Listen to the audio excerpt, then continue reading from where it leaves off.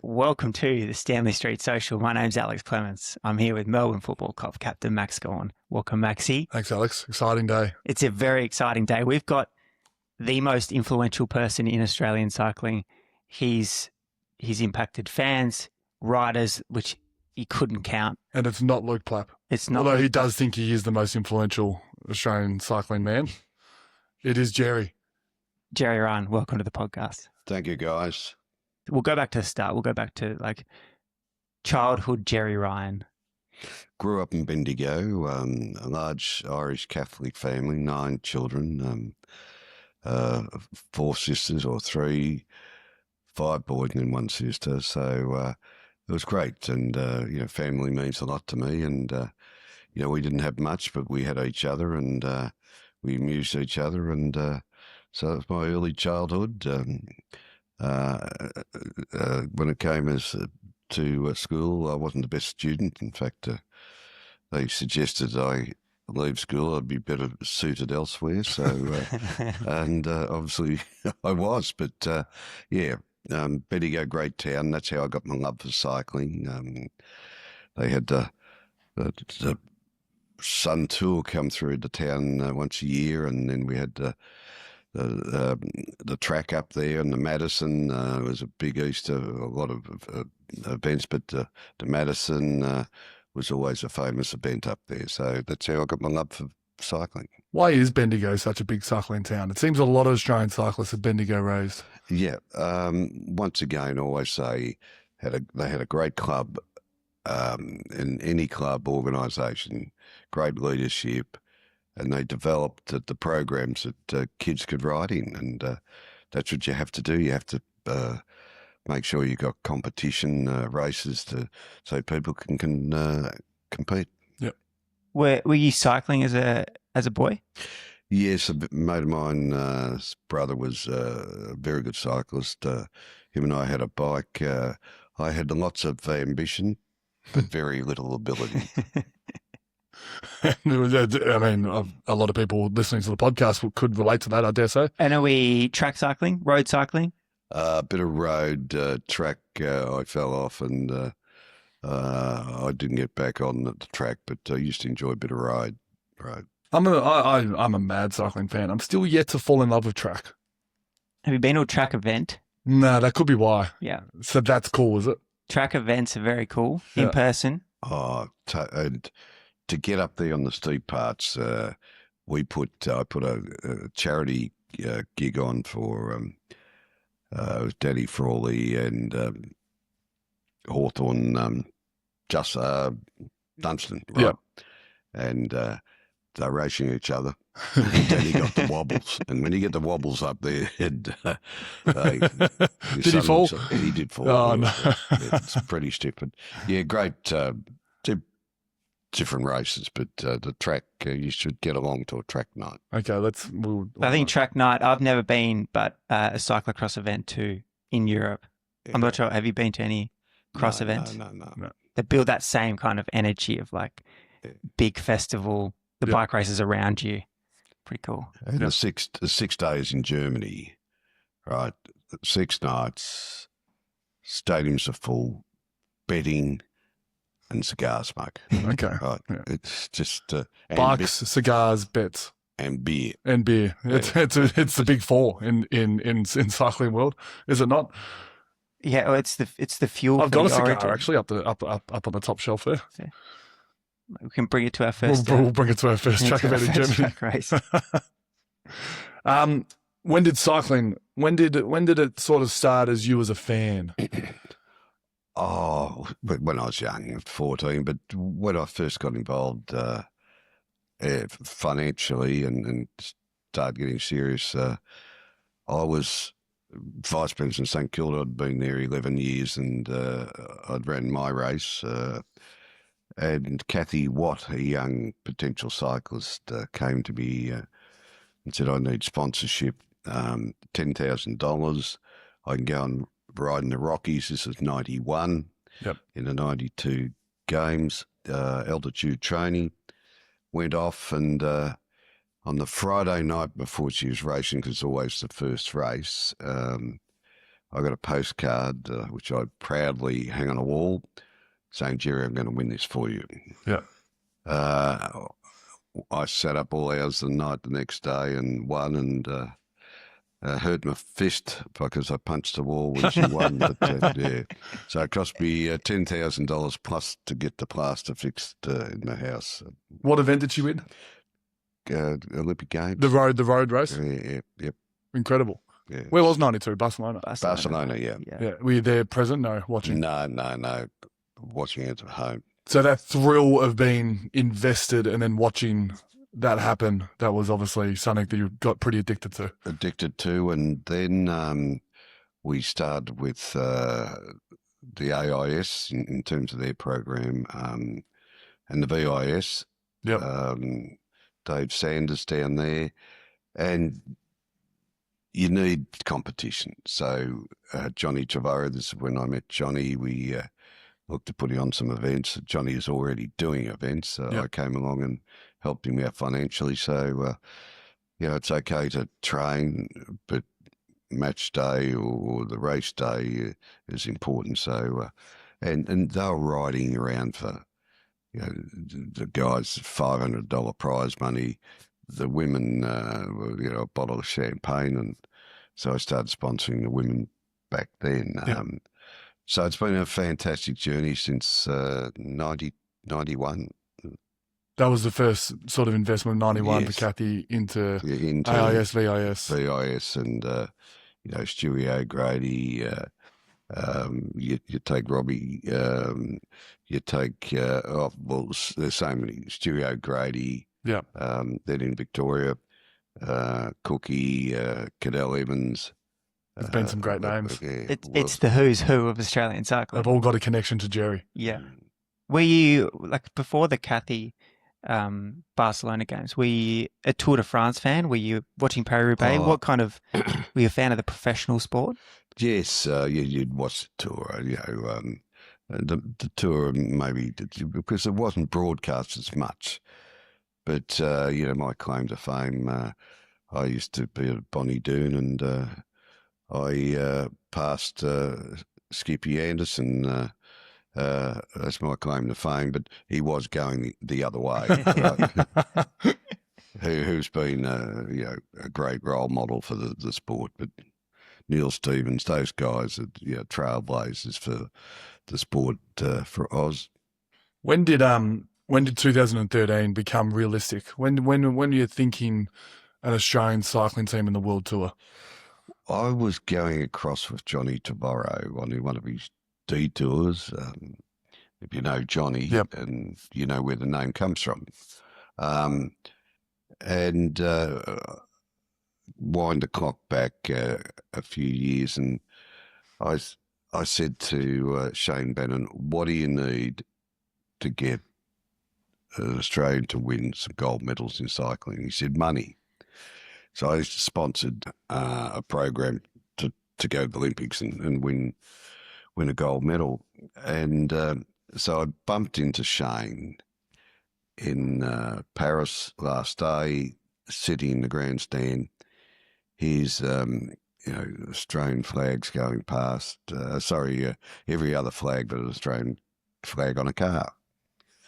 So I rang Shane the next day and said, "Hey, how can we get a team going?" Well, Shane nearly ran off the road and stopped the car, and that's how it started. And I thought, when I want things to happen, I try and make it happen quickly. Yeah, which is a great trait. Yeah. But we had to wait 18 months. By the time you got to go for the license, you've got to pass all the qualifications, and you got to have the riders. Yeah, you got to have the points, and that's where to be in the top 20. You need to have the point system or you get relegated back. So 18 months, and it was an incredible journey.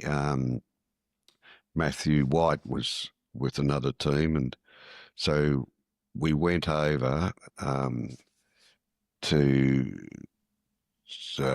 Giro to next year. Took Ronnie Barassi, a couple of us, because Ronnie's always into... anything that's high heart rate, he loves. He loves, yeah. So we got across and we hadn't got a license, right? So we put 2 cars and we had a bus all painted up GreenEdge. So, and in fact, one of the Aussie riders for another team, they said, "Oh, we're short of cars." So our car followed an Aussie rider. I'm trying to remember his name. Through the Giro. At the Giro for time trial, right? Yeah. So, yeah. But it's been a great journey. And then, so then 2012, 2013 happens. It happens. It was a lot of work went into it. And so we brought the team out here to try and bond, being an Australian team, but, 50% were internationals. And so we thought it would be a little bit different, give them a taste of Australia. We played a practice or scratch game with the Melbourne Storm because my connection's there. And how'd they go? Robbie, always a bit soft, pulled a hammy very quickly. He didn't want his big island of blokes sitting on him. And so we then said, okay, on the terrible days, let's have something to get us up. And so we did a song, We Won't Back Down, Tom Petty. So Molly Meldrum, we went in the studio and I'm hesitant to go in. Right, they really were. By the time we'd finished 2.5 hours later, I had to get them out. They thought they were rock stars. Right, and Stewie O'Grady being the biggest. But and then went to one of the things that we wanted to make an impact, took them to MCG and had Ron Barassi talk about, went on the Oval and talk about winning, talking about the Oval, what it meant. And so we get to Adelaide and, journos, Ronnie Reid. Do you remember Ronnie Reid, the journo? Cycling journo? Yeah. No. Footy? Sports in general. Sports in general, yeah. First question, the press conference, our first release. What are you going to do if you don't win? I said, stick to the plan. Yeah. Right, stick to the plan. And Simon Gerrans came out and won. So I took the monkey off the back. And we used to have, I don't know if you watched it, Backstage Pass. Yeah. I thought, well, if we're not winning, let's engage the fans. And Dan Jones has put some great clips along the way. And so we're up and running. Do you think you were slightly ahead of your time with that? It seems like teams now are all doing the Backstage Pass. Well, you have to. It's all about trying to build the value of your sponsorship. And if you can get eyeballs and it all helps. But it was a lot of fun. And the movie? What was the movie? Yeah, All for One? All for One. Have you got a copy? I was part of, I reckon every football team went and watched that. I was part of the team that went and watched it. Yeah. I mean, does All for One have Matty Hayman's winning it? I think it does. Yes, it does. Yeah. Once again, it's all about people. Surround yourself with people who share the same vision and passion. And, but it's hard keeping everyone up, and we've been up with the high road and the low road, and so we're coming. This is our best year for a while, but good start. Yeah, it's a tough gig. Our budget's runs around about 28 million euro.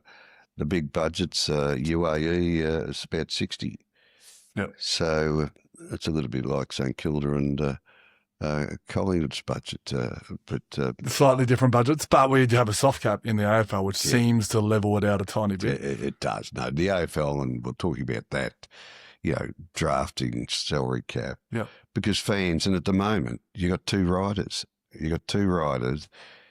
If they keep winning, it's going to be very boring, and people turn off. Yeah. We like to watch a competitive game or a competitive race. 2013 also, first Tour de France, TTT win pretty early on in the highs, and then also the bus ran into the banner, the gantry later on. So some lows. Well, I didn't think it was a low. Well, it was your sponsor everywhere. Yeah. Eyeballs. Well, what happened is I got there and Gossie was going to win this day.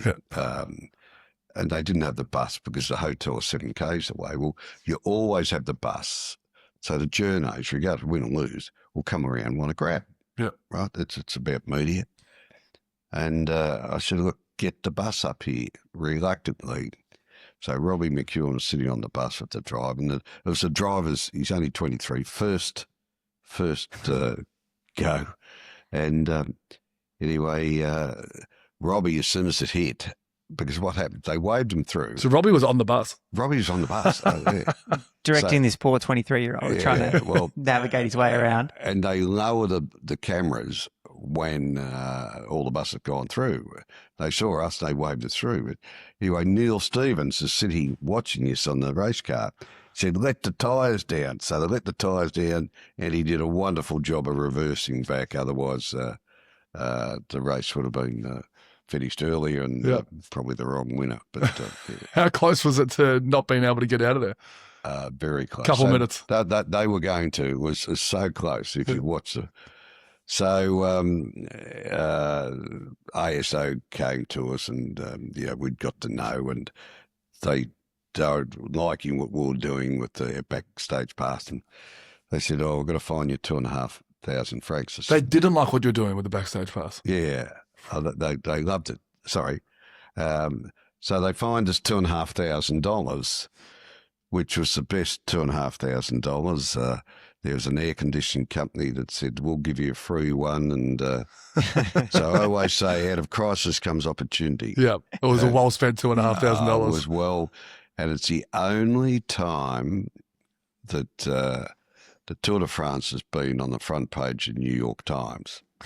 Lance Armstrong, when he came back and announced he was back in here, back into cycling, coming to Oz, it made the back page, but never the front page. How much would it cost you to put a Jayco Caravan ad on the front of New York Times? More than $2,500, I'm guessing. We just don't get to put ads on the front page. Right? But it was great. And the amount of hits that we got was unbelievable. Yeah. Now, Shane Bannon, myself, team manager, Shane said, Gerry, we better win a stage because it'll be the first team that doesn't get thrown off for doping, but having 2 dopes run it. The culture and the energy around that team in that time was unbelievable. When you talk about like the original plan and that what you briefed Shane Bannon on, what you briefed Matt White on, what did you say to them to kind of get to that point of 2 or 3 years later, you're winning Tour de France stages? Well, it's about in any organisation, business or sport, you try and create that culture. You have a vision, get people to buy into it and build on it. The Aussie side, the DNA, we had Aussie DNA, but bringing 40% of international riders into the team.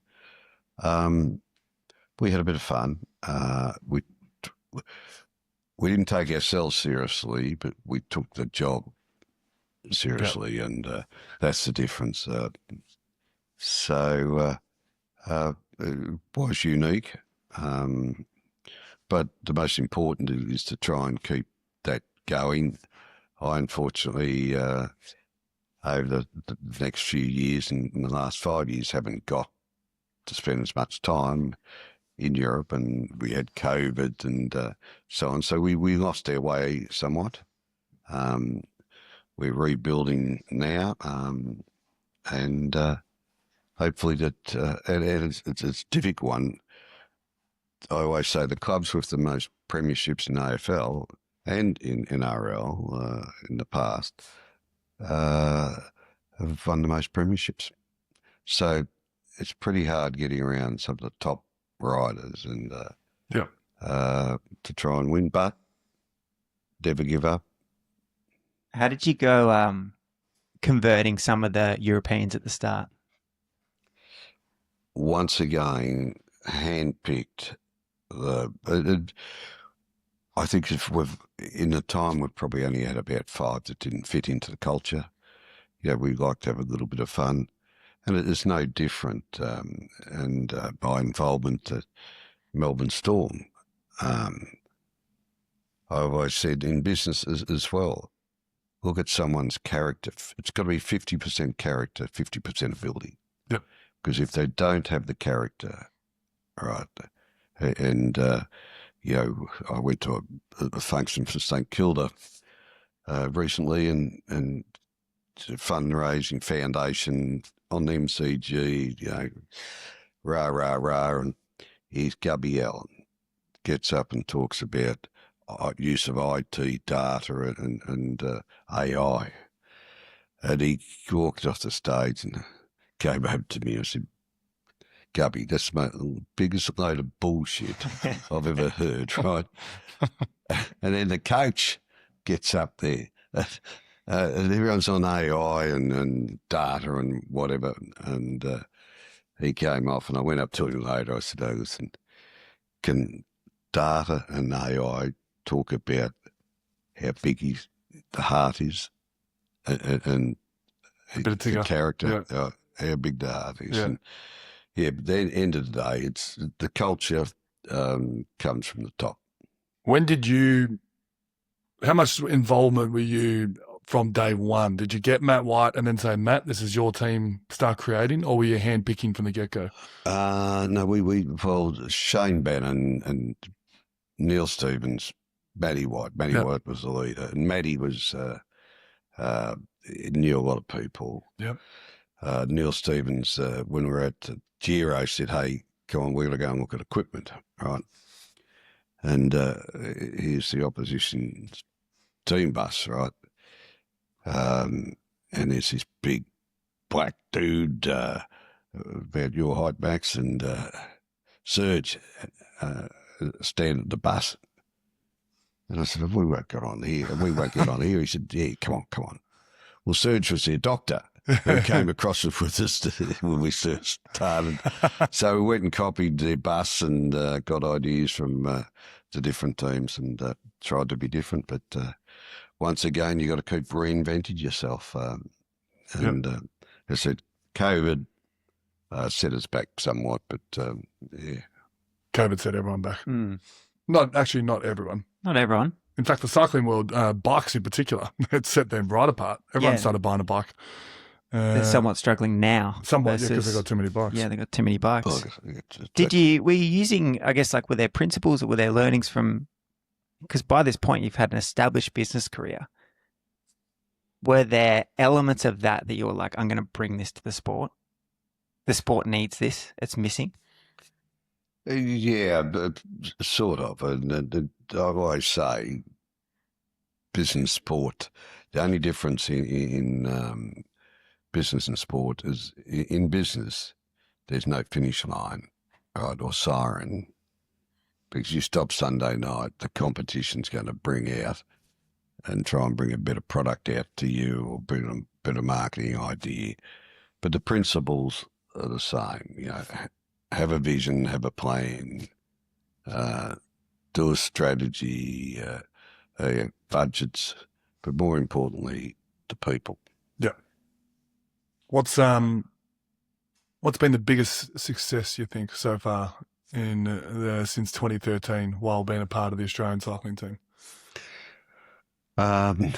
Just to see Aussies, and not just to see some of the Aussies that ride for other teams have been with us, and but Simon Gerrans is his ride when we had the jersey for 4 days and handed it over to Daryl Impey. The classic was seen in Toulouse. Win the time trial. Yeah, because every rider got to win a stage. In a block, but that's probably one of the biggest wins. Yeah, I mean, certainly my recollection of the Orica, what was the team called then? GreenEdge. Yeah. That moment of the TTT sharing the jersey with Daryl, Darryl was the first South African, I think, to wear it, and could actually still be the only South African to wear it. Don't know if there's many South Africans. No, he's the only one. Yeah, that's definitely something that stands out for me. Then the Matty Heyman, Paris-Roubaix. Another great. Were you there? Yeah. You were there, so you must have had an inkling that he was a chance then. No inkling. Normally when you go, the rumour is when you go, I do. There's results that are coming. They do lift a little bit. But Matty, but there's so many, even though it's been, when Cadell won, we didn't have a team, but you were there. I was there, and we'd go and see Cadell every day. And Cadell's how you going, Cad? Oh, no, not going too well today, Gerry. Anyway, halfway through, I said, mate, I've got a Cadillac. If you win, because you always want the Cadillac, right? So, mate, the car's there. Have you got a Cadillac? Yeah. Mate, you're going to win this, you're going to win this. Every day I'd see him, right? Anyway, he doesn't normally, tour finishes, wins the yellow jersey. Mate, you've got to get back to Australia to get this Cadillac. Well, I was telling a little why I didn't have one. Normally he wouldn't come back to 2 months later. I thought, rang my maintenance manager. I said, now you've got to find me a yellow convertible Cadillac, right? So he decides to come back 2 weeks later. Well, we found a white one in Adelaide. Got out one of our trucks to bring it back, delivered it to him. The paint was still drying on the way down to Barwon Heads. I'll do anything for So, Cadillac convertible as well. Can you give Max one if the D's win a premiership? Well, St Kilda premiership. Do you like these? I do. Second favourite team? Second favourite team. Okay. They're a good team. I've got a lot of mates that are D supporters. Yes. One of my relations, one of my uncles barracked for the D's, but I'm a mixed bag. My father barracked for Collingwood. My 3 brothers barracked for Hawthorn. I've been a psychologist, psychiatrist to find out why I picked St Kilda. Yeah. But I did. But when it comes, it'll make it all so sweeter. Oh, very much so. Yes. Yeah. Yeah. That'll be that. He won't even talk about Jaco highlights if St Kilda. It'll be St Kilda highlights. More importantly for my children, didn't have a choice, but now my grandchildren, my grandson swapped there for a little while for Footscray, but he's come back in the fold. For Footscray? I know, when they won the premiership, right? Yep. But anyway. Were you in Spain for Simon Yates? In there for Simon Yates. Pretty magical moment. It was a magical moment to win an A tour, right, and the 3rd biggest tour was pretty special. And we did party hard. I mean, where'd to finish? Madrid? Yeah. Yeah, so I'm sure it would have been a pretty big party. How do you set up the party for a Madrid red jersey celebration? Well, we ended up back at the hotel we were staying at, which normally the hotels about 3-4 star. Right? Yeah. And Tour de France, right? It's another story, but it was one of the best hotels we stayed at, and had a great bar, and we just took it over. Some nice Spanish reds. Yeah, enjoy Spanish red. Incredible. I mean, without asking this question, I'll ask you the question at some point, but I'm presuming Grand Tours are the pinnacle for you in cycling. Oh, they are. Yeah, to have Simon Yates win that. Hopefully something comes again at some point. We got Ben now on the team who'll be focusing on one of those Grand Tours, but to have Simon Yates win a Grand Tour, it's pretty special. And Ben is capable of doing something. But once again, we got a stronger team to support him this year. And Plappy, Plappy's he's going to win a stage, but he is capable of doing it. Yeah. Patience has got to be a virtue with Plappy. I have to ask you just one question that may or may not you may or may not like. Did you watch the Aussie Nationals this year? I did. Yes. I did. Plappy says sorry. He told me to say sorry. Yeah. Well, and Plappy just had a brain fade, right? Yeah. He had a brain fade, right? It's just, and Luke has decided to hang the bike up at the I end. did see that. Yes. Yeah, he spoke to me about 4 weeks ago, and he's going to ride. His last race will be in Perth for the Nationals. So he's doing one more Nationals. One more Nationals. Yeah, I dare say, this is my gut feel, Plappy's going to ride for him that day. I'd say so. That's what my gut's telling me. But Flappy didn't realise that what he'd done. Yes. Yeah, But we all know Plappy, he's a beautiful soul. He's a beautiful soul and a real character. Yeah.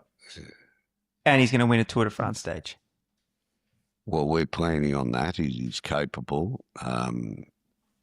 You've got to plan it. You've got to have that break because there's 14, 15 other teams that are not probably going for GC that are trying to get that rider across, get some television exposure and a stage win. 14, I'd say 21 teams aren't going for GC. On the riders though, Gerry, how involved are you in okay, here's Plappy, he's going to be going to the Tour de France, or I want Plappy on this team, or what kind of level of involvement do you have in that? Once again, you leave it to the people you've got in the positions to make those decisions. I get a report. Here's the logic. All my role is to make sure I put the right people in place. They do the right process, and the people. Yeah. Good. You would the first, what are we, 2013? So the first 10 years of this cycling team was pretty much an Australian flavour. The last couple of years we've seen Saudi Arabia involved, but then also Italian. You'd almost call it a semi-Italian team with how much Italian lads there are there. Yeah, we're based in Ferrasi, in just out of Milan. So it has been, staff-wise, there's been more Italians staff than Aussies. Yeah. But yeah. And then the Middle East as well. Yeah, well, the money's coming from the Middle East, and so and you have to. The money's not here in Australia. You've got to go where you can try and find sponsorship. Yeah, I mean, I'd love to go to the Middle East. Yeah. How far can you see that relationship with the Middle East or the Saudi government going? Um, And I guess I'm asking, could it get to a UAE stage of investment? Well, we're over there talking now because we need to keep increasing our income to try and be competitive. So yes, we have people over there this week, next week, trying to look at increasing the sponsorship. Is that a fun time over there in where are they? Alula.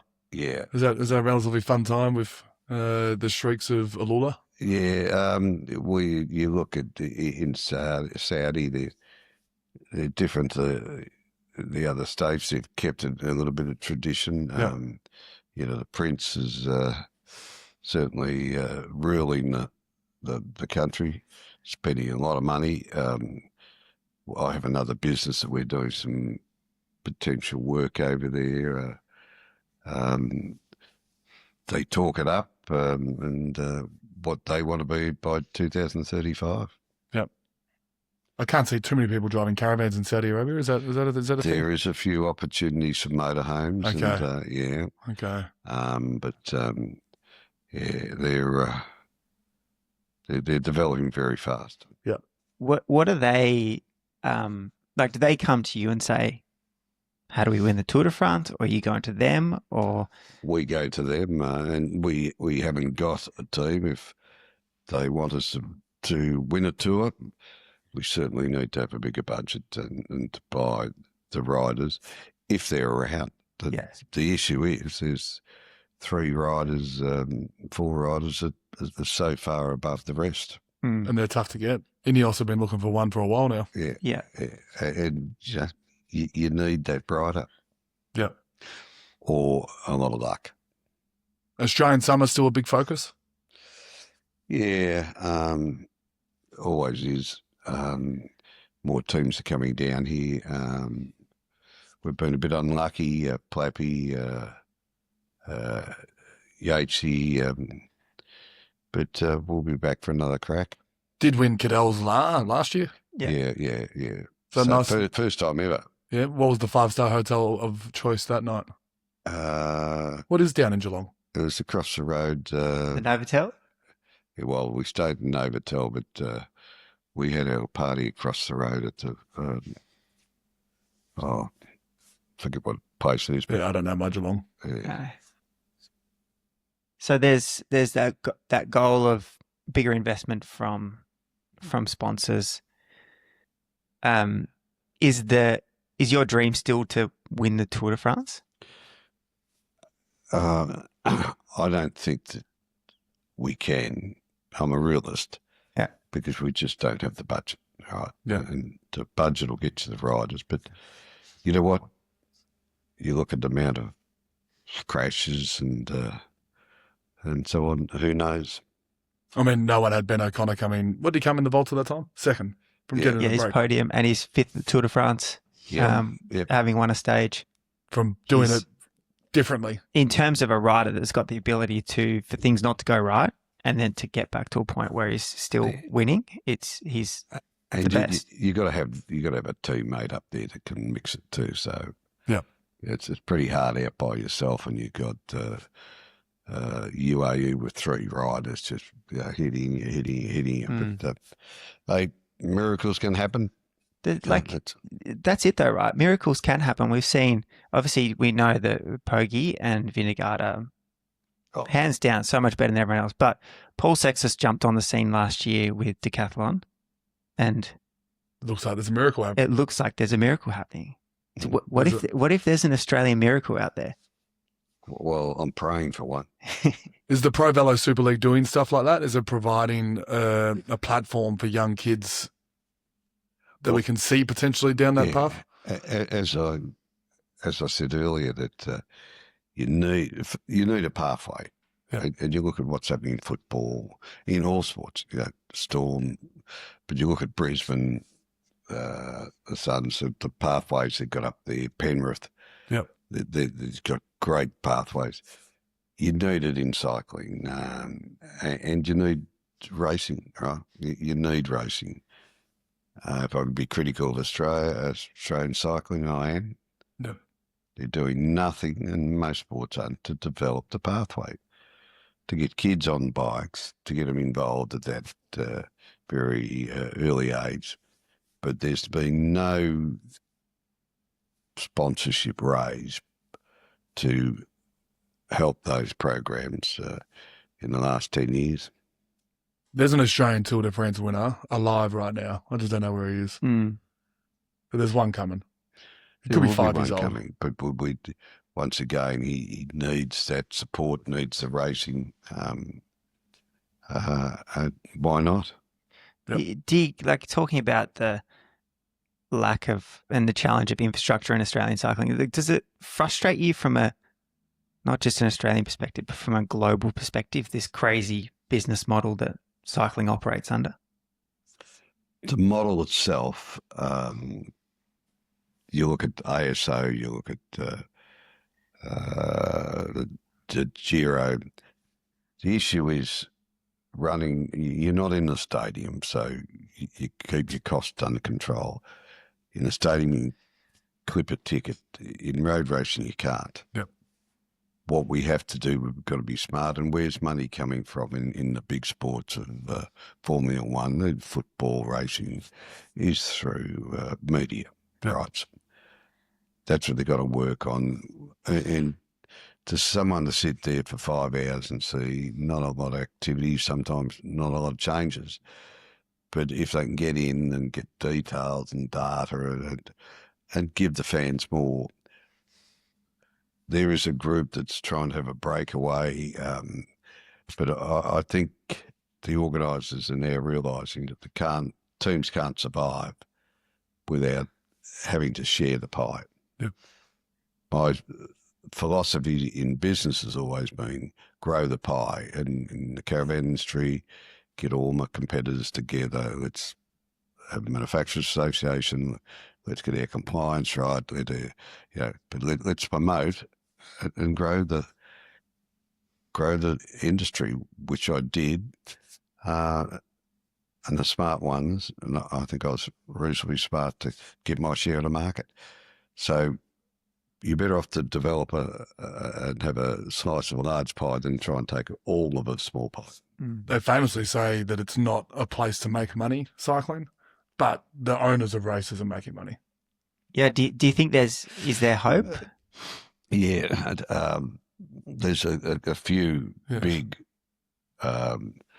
organisations making money. The smaller ones, Adelaide, the smaller Adelaide struggles, without government support. But it's a great sport. It's a great event and very entertaining and it doesn't cost you to buy a ticket to watch. They Flanders was ticketed. Yeah, Flanders Group had Didn't cost. I think it was a free ticket. You had to buy the ticket. But still, to Gerry's point, it's data they're collecting.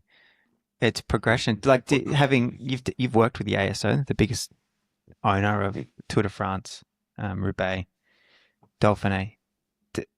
Is there hope for owners like yourself that there could be a revenue share model at some point? Yeah, they are talking to media companies now to say, hey, how can we expand and generate revenue? It's happening.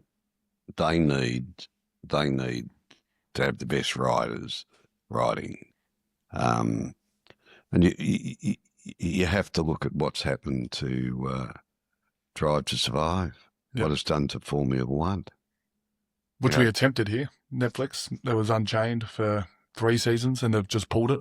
Yeah. Well, the last Grand Prix, I said to my mate who's chair, I said, what's the demographics? 38% of women, young women, are now, because they've hooked onto the riders, the personalities.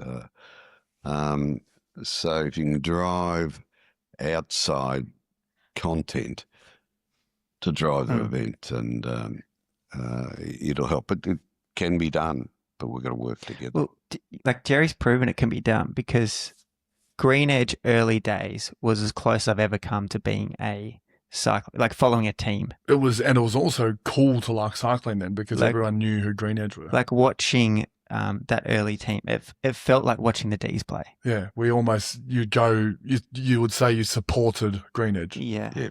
Where it's more they support a rider. Yeah. They change, right? There is some good, I do agree, the storylines of characters right now happening is making cycling great again. So Van Aert winning on the weekend, and the stories around Wout Van Aert is just because he's been able to tell his story. So it's a must. Yeah. Unibet Rockets are a young team right now that are just painting their story, and everyone's jumping on it. Yeah. Don't know how. There's some people that don't want to go that way in cycling. You've got to reinvent yourself. Correct.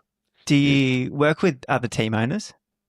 Yeah, we talk to other team owners here. In fact, there's a breakaway group now that we have to make a choice. Do we want to stick with the traditional and there's talk about maybe striking and maybe sending your riders to certain races, but cycling doesn't want a splinter.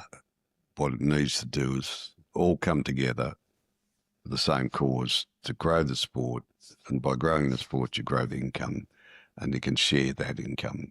Well, any sport that's had this sort of adversity where there's almost a strike or almost a rival league starting, it creates a bigger and better situation.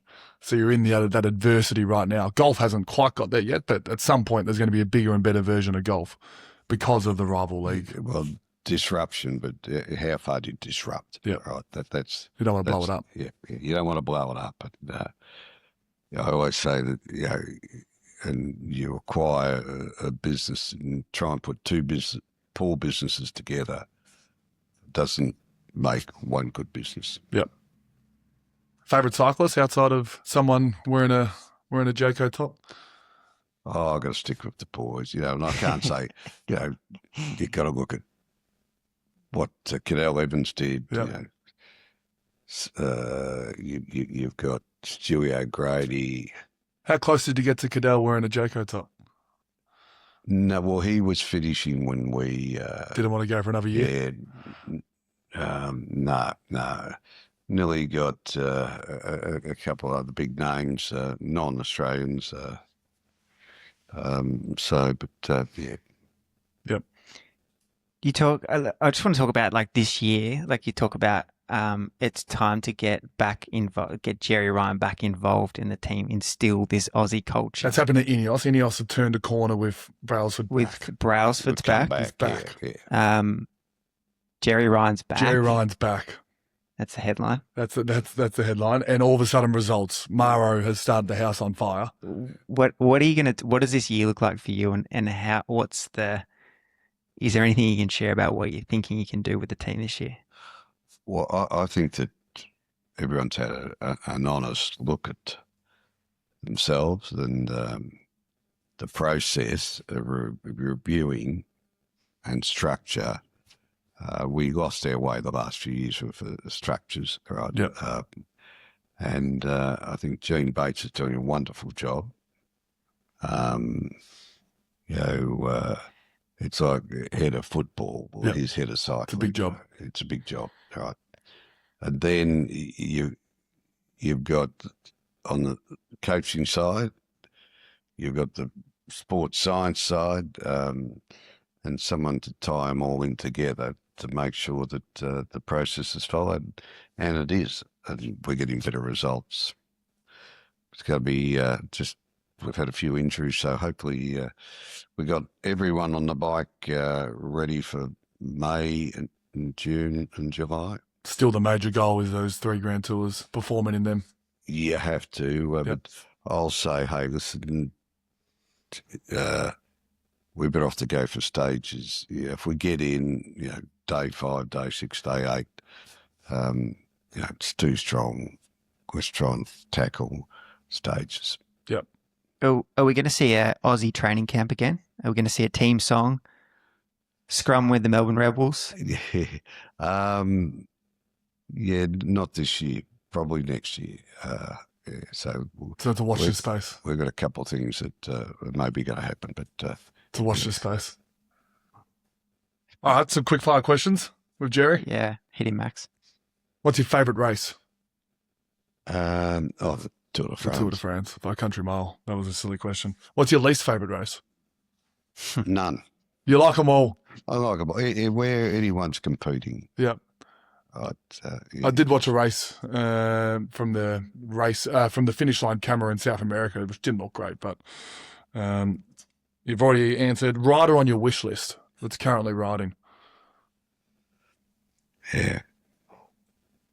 Good question. Wait and see, because it's a little bit early who's performing, Yeah. who's come up. Yeah. And, we've picked riders at this time of the year that haven't come up. Yep. So by then, Tour de France, we'll know. You'll have a rough idea. We are. You technically, you're not allowed, like the AFL, Yep. to talk before a certain date. Okay. It's But normally after. does everyone talk? Of course they do. Yeah. And our sprinter was signed up 12 odd months ago. Pascal. Yeah, so, you're not to do it, but Yeah. they do it. Cobbles or mountains? Mountains. Mountains or a sprint finish? Mountain top or a sprint finish? Oh, Let's say you've won both. So Robbie McEwen's won a sprint or Ben O'Connor's won a mountain top. yeah. Mountaintop. Mountain top. One rule. If you had one chance to change the UCI now, what's one rule you'd change? I think all the younger guys have come in. There used to be the rules to the road when Yep. all the riders, the older riders, but now the younger ones trying to get a contract don't respect the rules of the road and the older people. You'd like some sort of yellow card system for the younger guys. Yeah, well, when Lance and all those boys rode, Yeah. there was a certain protocol, and you respect it. But the young kids, Spanish Italian, trying to get a contract, just And it's become unsafe. They've got to get a bit more safety into it. Yeah. That's a fair point. Safety has gone out the Safety, window yeah. in recent times. Not sure how they fix that. How- Maybe how do there they- is a yellow card system actually, but Yeah. Yeah. Any ideas on how they fix that, Gerry? Well, I think they're attempting to do that now. They also just the UCI are looking at safety, looking at potentially a salary cap. Okay. Right. They're aware that they need to even out the competition. while we're talking, I would love a draft. How cool would that be if Paul got drafted to picnic post P&L? Because he's the number one draft pick and he has to go to picnic. Yeah. Are you for or against a salary cap, Gerry? Well, I'm for, because how do we compete Yeah. with teams double the money? I'm all there. I agree. I like that Pog is at UAE, but I don't like that he's got the next 7 best climbers that help him. And they could buy Paul Sextus if they wanted to. Yeah, and that's the difference. Yeah. So what chance have teams got to coming up? Yeah, because one of the best chances to beat Pog is Del Toro, who is on Pog's team. Yeah. So he should be somewhere else, should he not? Yeah. He should be. That probably answers the last thing. What's your favourite thing about cycling? Oh, the people. The people. How tough it is, and to work as a team. Like, I mean, from the mechanics right through the Swannies, the chefs, and it just is a well-oiled machine. And you'll see that the mechanics are still working. The Swannies have done the washing, ready. They'll all jump in and help. And it's a family.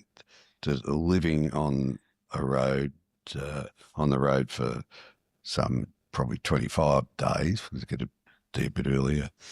And some of the conditions, the rooms are 3-star rooms, and some places the food. You'd think in France it was good food. Yeah. That, we've had to go out and order pizzas. But it's a long journey and a tough one. Do you have a finish line? Probably looking at the end of the year, next year. Yep. I've been doing it for a long time, and my kids are a bit concerned about their inheritance. They're not as big of a cycling fan. They like it when we're there, but they see their inheritance going out the door. And as Eddie Maguire said to Andy when having dinner in the casino, how much has your father spent on cycling? Look out there, Eddie. Look at that high-rise building in Collins Street. We could own that. But We could have that. But you know What's the story in that high-rise building, though? There's no story. That's just no joy for me. But all I've wanted to do in my life, if it's business sport, is hopefully make a difference in people's lives, and that's what I try and do. Well, I think it speaks for itself. You're a Hall of Famer. Someone who hasn't played sport, you are in the Australian Hall of Fame for sport, which is it's pretty incredible. You've helped a lot of people. You've made my cycling watching era incredibly pleasurable, having an Australian team going out and dominating on the big stage. Thanks for coming on. 2 years we got to raise enough money to buy the Australian cycling team by the sounds of things. Yep, that sounds good. Get those listeners in. Get those listeners in, and then it could be called the Stanley Street cycling team. Could be too. Eh? Thank you. Thanks, Gerry. Well, thanks, guys. It's been my pleasure.